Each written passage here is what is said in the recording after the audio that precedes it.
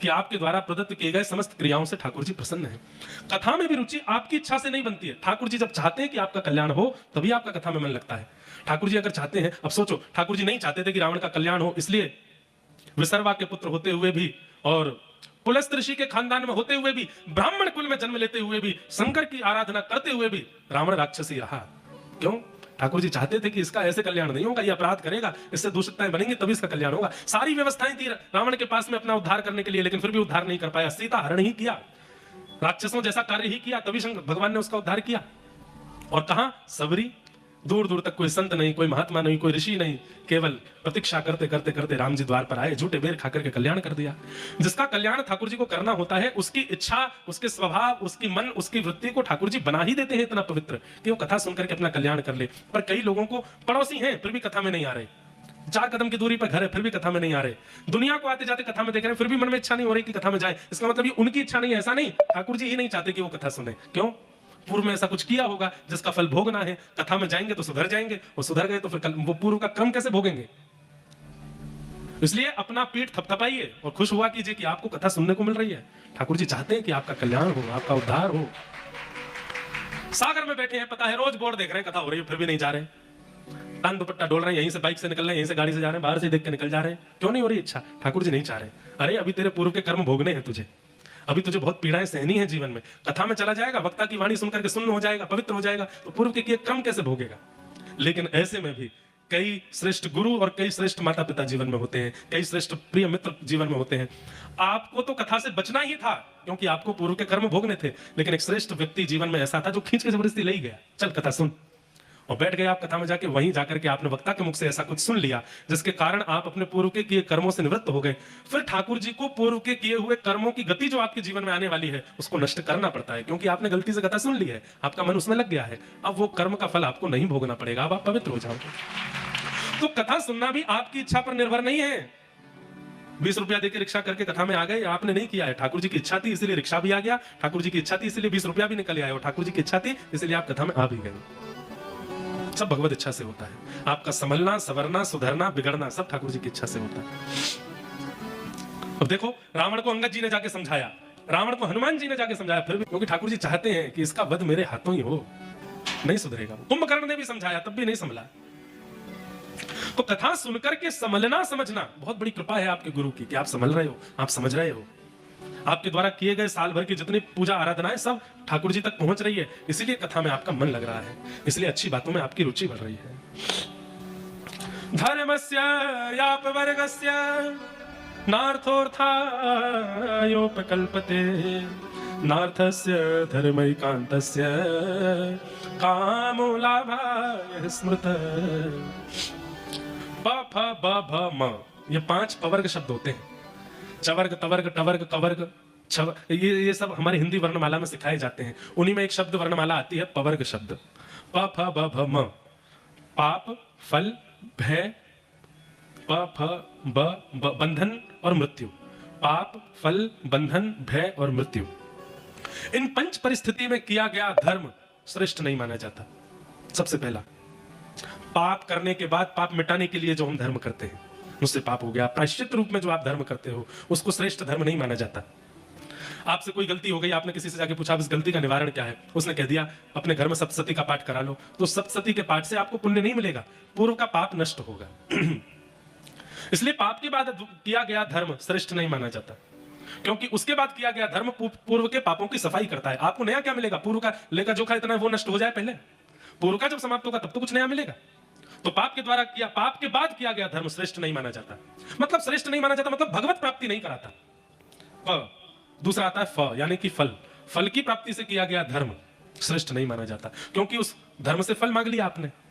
फल नहीं मांगते तो ठाकुर जी मिलते, फल मांग लिया है अब ठाकुर जी नहीं मिलेंगे। पाप, फल। तीसरा आता है ब, यानी कि बंधन। बंधन मुक्त या बंधन युक्त होने के लिए किया गया धर्म वह भी श्रेष्ठ नहीं माना जाता। ए हनुमान जी महाराज क्या करें?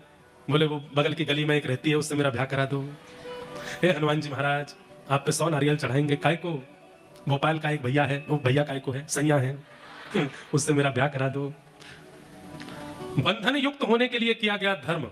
मैंने तो एक बात कही, पर हमारी चाची स्वस्थ कर दो, हमारी दादी को बढ़िया कर दो, हमारे माता पिता को स्वस्थ कर दो, किसी भी प्रकार से कामना से किया गया भजन, फल की प्राप्ति के लिए किया गया धर्म, उससे भगवत प्राप्ति नहीं होती। और अधिकतर लोग यही करते हैं। मंदिरों में मैं जाता हूं, व्यक्ति मनोकामना के बिना रहता ही नहीं। कई लोग आते हैं, वो कहते महाराज जी को मैं क्या, आपकी एक पलक गिर गई है, कोई कामना मांग लो। हम भी कामना मांग लेते हैं कि हे भगवान, जीवन में आपसे कभी कुछ मांगने की इच्छा ही पैदा ना हो, ऐसी कामना पूरी कर दो, कभी कुछ ना मांगे।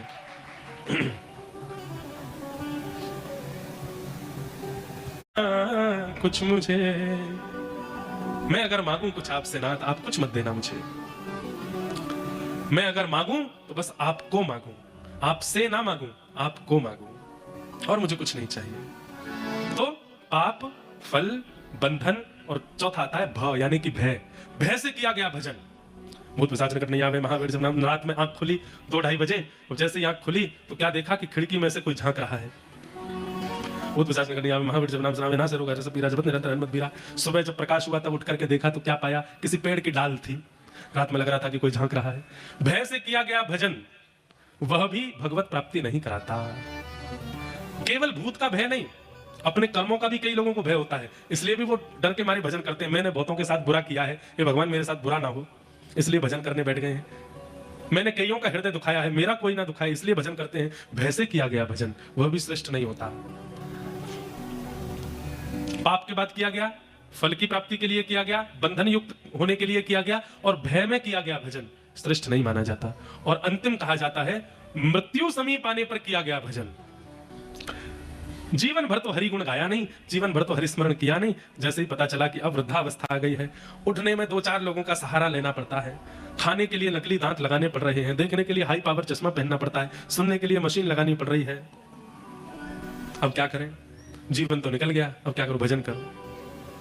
मृत्यु समीप आने पर किया गया, मृत्यु मेरी आ जाएगी इस भय से किया गया, मृत्यु के समीप आने पर किया गया भजन भी श्रेष्ठ नहीं माना जाता। आपने युवावस्था तो निकाल दी सारी विषय भोगों में, और जब मृत्यु समीप आई है, जर्जर होने लगे, तो फिर ठाकुर जी का भजन करने लगे, उसका भी कोई लाभ नहीं। एक बात बोल दें, बुरा नहीं मानिएगा, जीवन भर भजन नहीं किया, बुढ़ापे में भजन हुआ।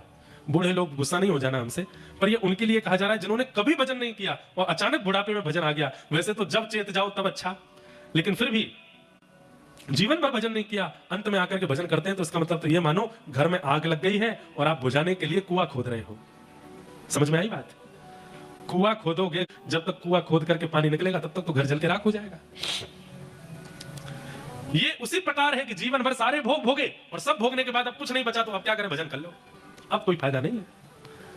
भजन तो युवावस्था से ही होता है। श्रीमद् भागवत में प्रहलाद जी कहते हैं, कौमाराचरेत प्राज्ञो धर्मान भागवतान इह। कुमार अवस्था से भजन करो। कुमार अवस्था किसको कहते हैं? ये रेशे प्रकट होने लग जाए, धीमे धीमे आप समझने लग जाओ, आपको संसार का ज्ञान बोध होने लग जाए, बस तभी से भजन में लग जाओ। ये कुमार अवस्था से भजन करो, मृत्यु के समीप आने पर नहीं। इस प्रकार 5 स्थानों पर किया गया भजन श्रेष्ठ नहीं माना जाता। इन 5 से विलग जो भजन करता है, ध्यान से सुनिए, बिना पाप किए जो भजन करता है, बिना फल की कामना के जो भजन करता है, बिना बंधन युक्त बंधन मुक्त होने के लिए जो भजन करता है, बिना भय के जो भजन करता है, और बिना मृत्यु के भय से, बिना मृत्यु आने पर भी जो भजन करता है, भगवत प्राप्ति उसी को होती है। उसी के जीवन में ठाकुर जी आते हैं, जो बिना किसी कामना, बिना किसी इच्छा, इसी को निष्काम भक्ति कहते हैं। कौन सी भक्ति? निष्काम भक्ति। आज मुझे 2-3 पत्र आए। एक पत्र में किसी ने कहा प्रेम और भक्ति में अंतर क्या है? भक्ति करते करते करते करते जब उसकी चरम स्थिति आती है तो ठाकुर जी से प्रेम हो जाता है। श्यामा हृदय कमल सो प्रकट हो, श्यामा हृदय कमल सो प्रकट हो,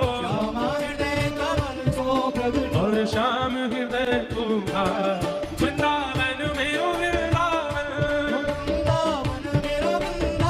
कृष्ण वृंदावन प्यारो वृंदावन, सब सुख सागर रूप उजागर रहे वृंदावन धाम, सब सुख सागर रूप उजागर रहे वृंदावन धाम। ओ सब सुख सागर रूप उजागर रहे वृंदावन धाम, सब सुख सागर रूप उजागर रहे वृंदावन धाम। हे रूप गोस्वामी प्रगट कियो जहाँ, रूप गोस्वामी प्रगट कियो जहाँ, रूप गोस्वामी प्रगट कियो जहाँ, रूप गोस्वामी प्रगट कियो, राधा गोविंद रूप निधान,